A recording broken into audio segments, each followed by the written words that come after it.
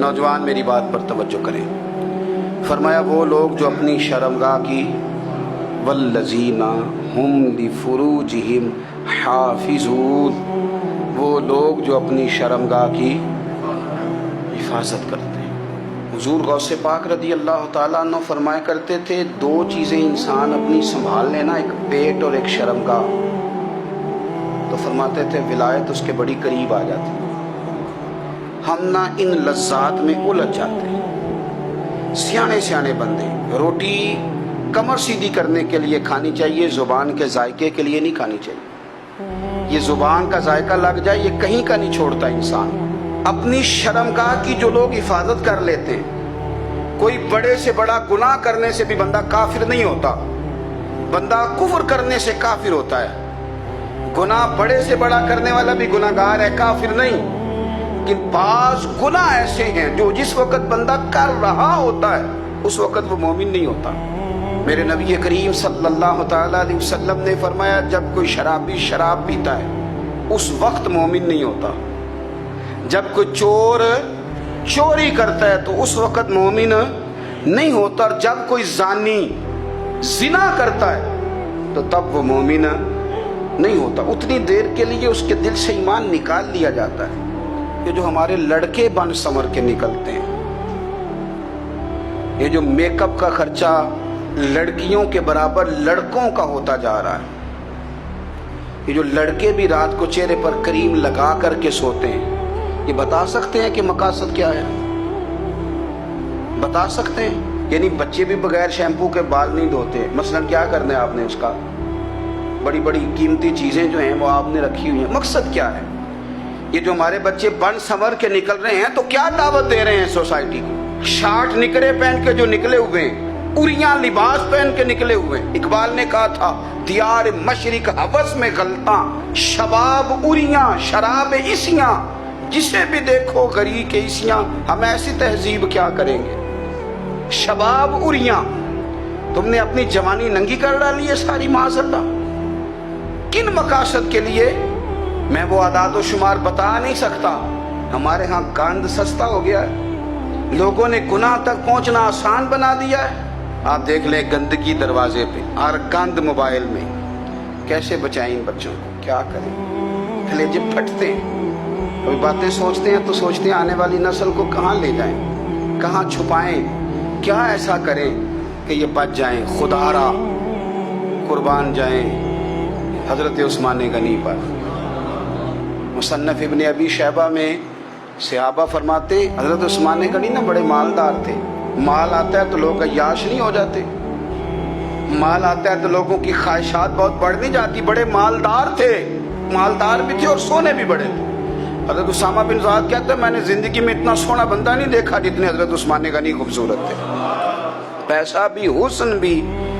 لیکن فرماتے ہیں کہ حضرت عثمان غنی سب سے بڑھ کر اپنی شرمگاہ کی حفاظت کرنے والے اور سب سے بڑھ کر صلہ رحمی کرنے والے، رشتہ داروں سے اچھا سلوک کرنے والے، حیا والے، شرم والے، پاکیزگی والے. آپ کا ذہن ہے، آپ صبح اٹھتے ہی ذہن بنا لیں کہ میں نے آج اتنا سبق پڑھنا ہے، آج اتنی تفسیر دیکھنی ہے، اتنی عبادت کرنی ہے، فلانی نعت میں نے دیکھنی ہے، فلاں خیر کا کام کرنا ہے، فلاں آدمی کے ساتھ نیکی کرنی ہے. صبح ذہن بنا لیں، آپ کا ذہن وہی کام کرنے لگے گا.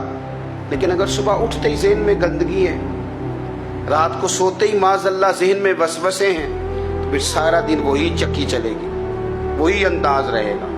تھوڑا سا آپ کو اس کی نگرانی کرنی ہے. تھوڑا سا فحاشی اریانی یہ تیزی سے پھیل رہی ہے، تیزی سے گندگی لوگ کشید کر کے لاتے ہیں.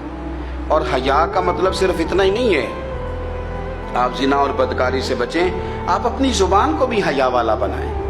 کوئی کچا کمزور جملہ، گندی بات، گالی کبھی بھی زبان پہ نہ آئے. آپ کا انداز حیا والا ہو. بے باک ہو جانا، بے باک بولنا، میں باریکی سے اس بات کو سمجھتا ہوں اور میں آپ کو بہت ساری بزرگوں کے ارشادات کا نچوڑ عرض کرنے لگا ہوں. آپ اپنا ذہن صاف کر لیں، آپ کے بہت سارے کام ویسے ہی صحیح ہو جائیں گے. کیونکہ ہمارے دین کے اندر زیادہ اجر نیتوں اور ارادوں پہ ملتا ہے. آپ کے جو اندر کی پاکیزگی ہے وہ بہت سارا فضل لاتی ہے اللہ کا. اور اگر دل ہی ناپاک ہو، ذہن ہی ناپاک ہو، تو وہ خیر کی چیزیں کس طرح کر کے داخل ہوں گی؟ اپنی شرمگاہ کی قربان جائیں. نوجوانوں ذرا غور کرنا. میرے نبی کریم صلی اللہ تعالی علیہ وسلم کے بارے میں حضرت عائشہ صدیقہ فرماتی ہیں کہ عرب کی کنواری لڑکیاں بڑی حیا والی ہوتی تھیں، لیکن اللہ کے پیارے رسول صلی اللہ علیہ وسلم عرب کی کنواری لڑکیوں سے بھی بڑھ کر حیا والے تھے. یہ ہمارے بچے مذاق میں ہمیں کئی دفعہ کہتے ہیں شادی کرا دو، شوگل میں کہہ دیتے، ابا کو کہہ دیتے ہیں، ابا کو نہیں منہ پہ آ کے کہہ دیتے ہیں، کہتے ہیں یہ بڑا بھائی مصیبت بن گیا، یہ ہٹے گا تمہاری باری آئے گی. آپ کچھ ایسی باتیں کر رہے ہیں، کچھ ایسے انداز آپ اختیار کر رہے ہیں جو وفادار لوگ کرتے نہیں. شرم و حیا سے وہ چیزیں ڈھل جاتی ہیں جو باتیں ہمارے بچوں کی زبانوں پر بے باکی کے ساتھ آنے لگی ہیں. اور میں آپ کو ایک عقلی بات عرض کرتا ہوں، آپ اپنی زبان سے جو جملے خود ادا کرتے ہیں وہ جملے آپ کے دل پر بھی اثر کرتے ہیں. اگر آپ غلط بات بار بار کریں گے تو آپ کا دل بھی غلط بات کی طرف مائل ہو جائے گا. آپ 10 بار 15 بار 20 بار کوئی خیر کی بات کریں، خیر کی، تو آپ دیکھیں کہ آپ کا دل بھی خیر کی طرف مائل ہو جائے گا. آپ خیر کی باتوں پر اپنے آپ کو لائیں، اچھی باتوں پر اپنی توجہ لائیں، آپ کا دل بھی اچھائی کی طرف مائل ہو جائے گا. کفل کا ایک واقعہ ترمذی میں ملتا ہے. ایک شخص کفل نام کا تھا بنی اسرائیل میں. ایک عورت مجبور تھی، اس کے بچے بھوکے تھے، تو کفل نے اسے مائل کر لیا کہ تو میرے ساتھ گناہ کرے گی تو پھر میں تیرے بچوں کی روٹی تجھے دوں گا. تو وہ عورت پہلے تو بیچاری نہ مانی، لیکن بچوں کی بھوک دیکھ کے مجبور ہو گئی. جب کفل کے قریب گئی نا وہ عورت، اس نے دروازے سارے بند کر لیے. ترمذی شریف میں اس کا واقعہ موجود ہے. چاروں جانب سے بند ہو گیا سارا کچھ. لیکن جب وہ کفل کہتا ہے میں اس بی بی کے پاس جانے لگا تو عورت کا وجود کانپتا تھا. جس بندے کو گناہ کی طرف جاتے اس کی طبیعت میں ہیجان پیدا ہو تو مانا یہ ہے کہ ابھی ذہن پورا غلیظ نہیں ہوا، ابھی طبیعت پوری گندی نہیں ہوئی، ابھی ایمان کی بہت ساری قسمیں موجود ہیں. عورت کا وجود کانپتا ہے. تو کفل کہتے ہیں کہ میں نے اسے کہا کہ سارے دروازے بند ہیں، ڈرتی کیوں ہے؟ تو کہنے لگی ڈرتی اس لیے ہوں کہ سارے دروازے بند نہیں ہوتے، ایک دروازہ کھلا ہے اور وہ دروازہ رب قدیر کا دروازہ ہے، اسے کیسے بند کیا جا سکتا ہے؟ تو کہتے ہیں جب اس نے یہ لفظ کہے تو مجھ پر بھی بات کا اثر ہوا، مجھ پر. تو میں نے کہا کہ اگر تو عورت ہو کہ رب سے اتنا ڈرتی ہے تو مجھے تو اس نے مرد بنایا ہے. تو مرد تو ہوتا ہی وہ ہے جو اپنے آپ پر کنٹرول کر سکے.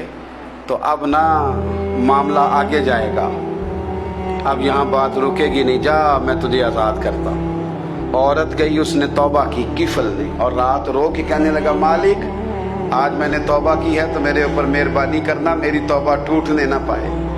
رات اس نے توبہ کی، رات ہی انتقال ہو گیا. لوگوں کو پتا تھا بڑا بے حیا ہے، بد کردار ہے، گناہ گار ہے، شاید لوگ اس کا چہرہ دیکھنے بھی نہ جاتے، پر مالک کریم ہے نا. حضور فرماتے ہیں سویرے اس کے دروازے پہ لکھ دیا اللہ نے، لوگوں رب نے کفل کے سارے گناہ معاف کر دیے ہیں. اس کے دروازے پہ لکھ دیا گیا. جب آپ اپنی حفاظت کرنا چاہتے ہیں تو اللہ پھر اسباب بھی پیدا کر دیتا ہے. اپنی شرمگاہ کی، اپنی نظر کی آپ خوب حفاظت کریں. اور میں آپ کو ایک بات عرض کروں، ایک بندے کے باحیا ہو جانے سے نا، ایک بندے کے ٹھیک ہو جانے سے اس کے دائیں بائیں بے شمار لوگ ٹھیک ہو جاتے ہیں.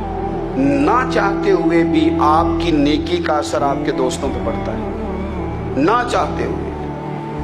اور ایک بندے کے بگڑ جانے سے اس کے دائیں بائیں بہت سارے لوگ بگڑ جاتے ہیں، بہت سارے لوگ بگڑ جاتے ہیں. آپ اگر اپنے لب و لہجے پر یہ پابندی لگا سکیں اور اپنے آپ کو اگر آپ سنبھال سکیں تو پھر یاد رکھیے گا بڑی ساری چیزیں بہتر ہو جائیں گی. کچھ چیزیں ایسی ہوتی ہیں جو ہم نہ فراخ دلی سے بانٹتے ہیں، اور کچھ چیزیں ایسی ہوتی ہیں جو مجبور ہو کر ہم دیتے ہیں. کئی دفعہ ایسا ہوتا ہے کہ سامنے والا کچھ زیادہ تکلیف میں ہوتا ہے اور ہمارے پاس بھی وسعت نہیں ہوتی، لیکن زیادہ اجر اسی بندے کو ملتا ہے جو تھوڑی تکلیف برداشت کرے और सामने वाले की तकलीफ को दूर करे।